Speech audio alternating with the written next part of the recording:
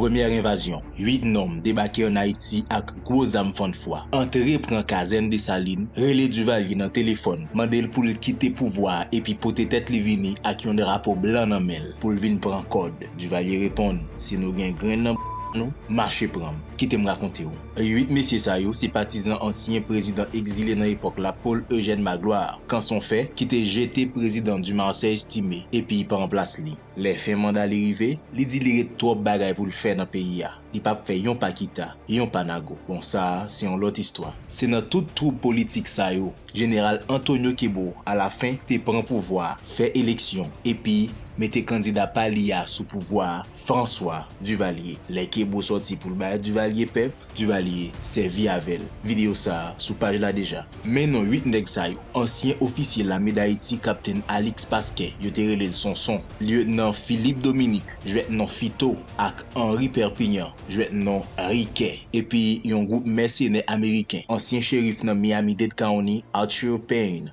Deuxième lieutenant dans office adjudant général dans Washington DC, Danny Jones.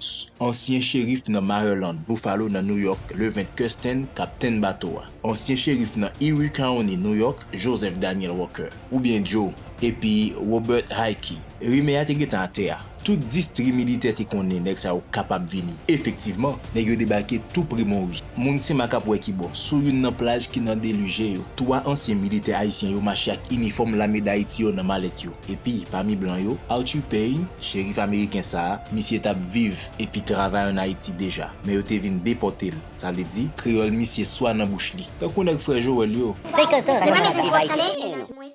Nèg yo bordé après-midi 28 juillet 1958 dans bateau ça qui relé Maurice, yon yacht 55 pieds longuet. Yo commencé débarquer. Or la vin parler, 2-3 militaires vin mener enquête. Militaires yo a laissé fouiller valise nèg yo. Ah, bal pété. Nèg yo même rivé tuer quelques soldats parmi yo lieutenant Fénélon l'éveillé. Mais lieutenant te getan fon bot sous Arthur Payne ak yon bal nan jambe. Nèg yo saisi yon machine, Port-au-Prince tête droite, Kazen Dessalines. Machine nan prend pan sou national la, nèg yo descend yo saisi yon l'autre camionnette. Et puis yo dit pas gen campé. En passant, Alix Pasquet, c'est ancien footballeur, joueur Violette Athletic Club, joueur sélection nationale, premier footballeur haïtien qui marqué un triplé pour sélection nationale senior noir. 13 mars 1938 contre Jamaïque. Monsieur tout est parmi au moins 5 aviateurs haïtiens qui étaient dans goumen contre Allemand dans la Deuxième Guerre mondiale comme pilote avion la guerre. Dans fameuse unité militaire Tuskegee qui était seulement soldats couleur peau noire ou bien afro-descendants. Mais ça, c'est une autre histoire et même un film cinéma. Henri Perpignan, il était tellement collé avec le président quand son fait, il était même qu'on écrit discours pour chef d'état ça qui donc les maglois t'a pas le point exil, il était toujours allé à Riquet. Philippe Dominique Fito, il était marié avec Sir Alix Pasquet qui donc nèg yo te beau frère. Philippe Dominique, c'est frère Jean-Léopold Dominique qui lui-même gagne histoire pâle. Après Magloire finale, nèg yo te rete dans la mer. Ça qui pral cause yo quitter, c'est gros brigandage qui t'est passé dans l'armée d'Haïti 25 mai 1957. Côté l'armée a été divisé en deux. Général Léon Cantave ak nèg li yo yon bon et puis colonel Pierre Armand ak nèg Palio yon l'autre bon. Son ak Fito te campé red der colonel Armand. Jou ça, yon coquin chen guerre civile pété sous champ de masse là. Unité aviation l'armée a tout corps artillerie a lavé Kazen Dessalines pour pas coup de balle. C'est même jour ça, moun Port-au-Prince, Pep Bel, les moun Rue Saint-Martin, tout dit c'est trop à top. Rouleau compressé Daniel Fignolet a descendre la ville.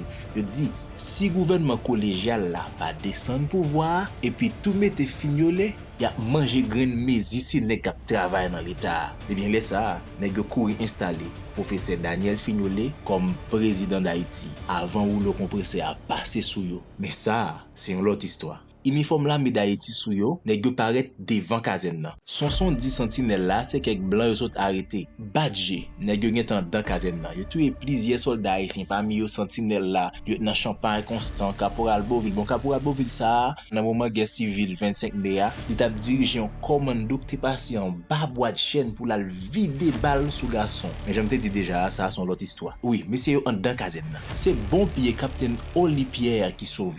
Il a école non fenêtre, il fait la pendant l'hôpital, il tellement traumatisé, il pas même songer combien nèg était en dedans.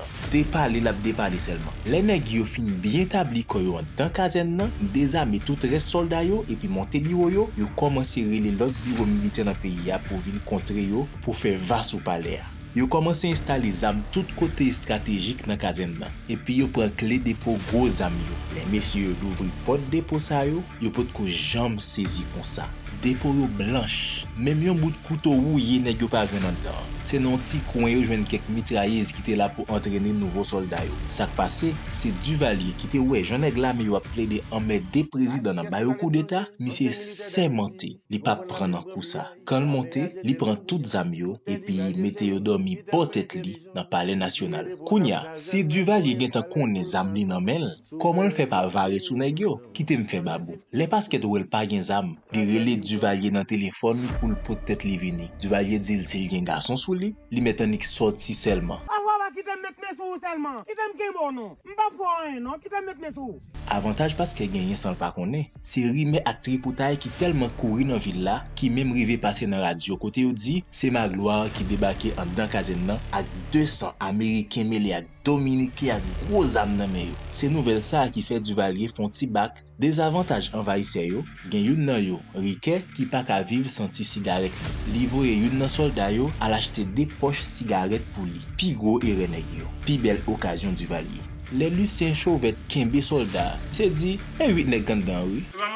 Yo pa kwel, tout moment sa souple balak pete. Kazen ap tire sou palais ap tire sou kazen. Yon nan neg alik ste ferme an dan yo, kolonel Louis Roumain, veye neg yo, li saute nan fenet. Se misye ki pal konfirme pou li di oui, se 8 neg ki an dan.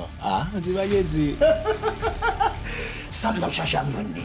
Pati de a sou YouTube, liyen nan profil mwen, pa bliye abone. Tale, bon fin avwa avan mali. François Duvalier, c'est papa Jean-Claude Duvalier. Jean-Claude te marié à une dame. Après, dame ça te fin divorcé. Dame ça, c'est Michel Bennett. Premier mari, dame ça te gagné, c'était Alix Pasquet, fils, un petit garçon, Alix Pasquet. Just un fun fact, ou pas?